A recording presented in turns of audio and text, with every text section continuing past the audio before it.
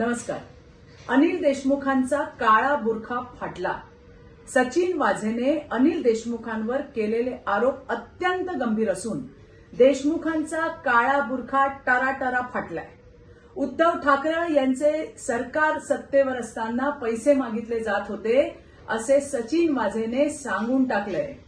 याचे पुरावे गृह खात्याकडे त्याने दिल्याचं तथा तशा आशयाचं पत्र सुद्धा त्यांनी राज्याचे गृहमंत्री सन्माननीय देवेंद्रजी फडणवीस यांना दिल्याचं सुद्धा सांगितलंय.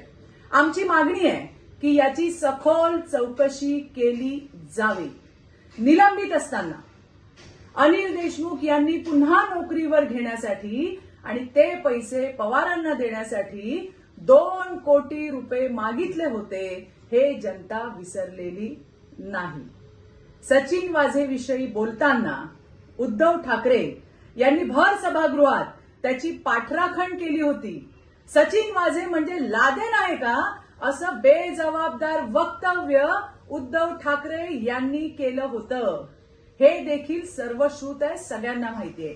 आज पुण्यामध्ये उद्धव ठाकरे यावर बोलतील का? महाराष्ट्रातील जनतेला या वसुली गँगची अधिकची माहिती देतील का? याची आम्ही वाट पाहतोय. धन्यवाद. जय हिंद, जय महाराष्ट्र.